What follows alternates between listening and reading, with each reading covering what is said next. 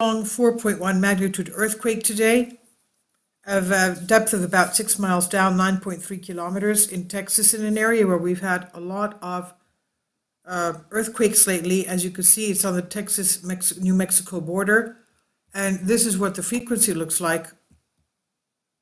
Let's go to the aerial, right there.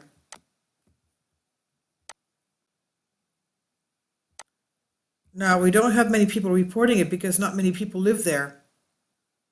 Okay, this is, you'll see rivers and lakes. Wherever you have rivers, obviously, they are fault lines.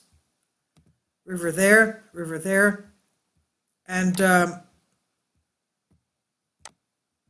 quite a big area, as you can see. Now, the USGS stops the square right there. And let's go back. You'll see that I don't think anybody has reported feeling it. That's because, as you'll see, nobody reported feeling it. As you'll see, there's hardly anybody living there. Let's go to the population density. That's it. Hardly anybody living there. And this is an area where we've had months of seismic activity right here. Right here.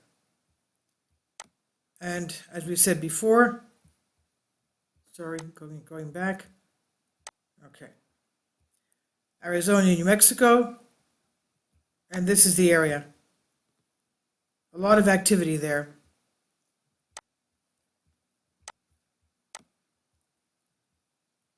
Okay, tectonic summary. Most of North America, east of the Rocky Mountains, infrequent earthquakes. Here and there, earthquakes are more numerous. For example, in New Madrid seismic zone. In New England, New York, Philadelphia, Wilmington urban corridor, and elsewhere. But most of the enormous regions from the Rockies to the Atlantic can go years without an earthquake large enough to be felt. And several U.S. states have never reported damaging earthquakes. Earthquakes east of the Rocky Mountains, as here, although less frequent than in the West, are typically felt over a much broader region than earthquakes of similar magnitude in the West. East of the Rockies, the earthquake can be felt over an area more than 10 times larger than a small magnitude earthquake. On the West Coast, it would not be unusual for magnitude 4. This one here was a 4.1. In eastern and central North America, to be felt by a significant percentage of the population. As we said, there's hardly anybody living there. A magnitude 5.5 earthquake, east or central North America, can be felt by much of the population out to more than 300 miles from its source. Now, the induced seismicity, in other words, man-made earthquakes from fracking, as is the case elsewhere in the world, there is evidence that some central eastern North American earthquakes have been triggered or caused by human activities that have altered the stress conditions in Earth's crust sufficiently to induce faulting. Activities that have induced felt earthquakes in some geologic environments have included impoundment of water behind dams, injection of fluid into the Earth's crust, extraction of fluid or gas, and removal of rock in mining and quarrying operations.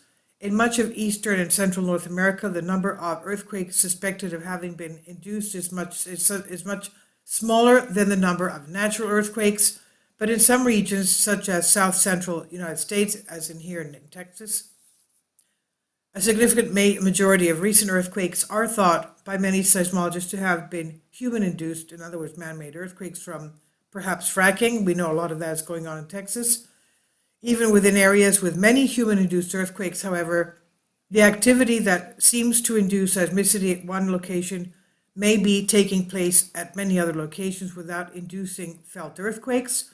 In addition, regions with frequent induced earthquakes may also be subject to damaging earthquakes that would have occurred independently of human activity, making a strong scientific case for a causative link between a particular human activity and a particular sequence of earthquakes. Typically involves special studies devoted specifically to the question, and such investigations usually address the process by which the suspected triggering activity might have significantly altered stresses in the bedrock at the earthquake source, and they commonly address the ways in which the characteristics of the suspected human-triggered earthquakes differ from characteristics of natural earthquakes in the region.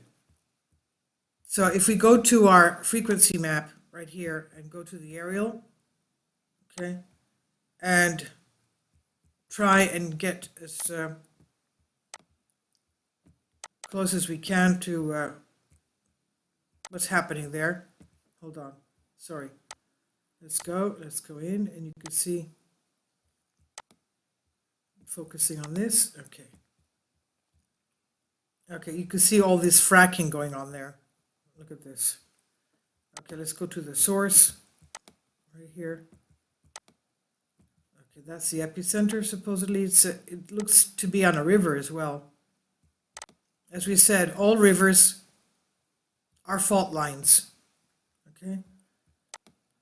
So that's our fracking areas, and okay, and that's probably what's happening. Another crack over there. You see, nice formations of cracks, and this is probably what's going on, obviously. And we can see that they've had a lot of activity. This is only the earthquakes of 2.2 and higher and larger. And if we go to all of the earthquakes that Seismo Berkeley is reporting, they don't really report all of them, but anyway, these are today's earthquakes as well. 2.5, where's the other one? 2.9 and 4.1. So 4.1, of course, is quite big. And if there were more people living there, they would have reported. So all of you there, please be very careful. And please leave your comments. Thank you so much for your support. Kindly support my Patreon account. The daily posts are 5 videos daily, and they are totally different from what I have on my YouTube channel. Thank you so much for your support, and that you find all my content so interesting. You'll find the Patreon account details in the description box below.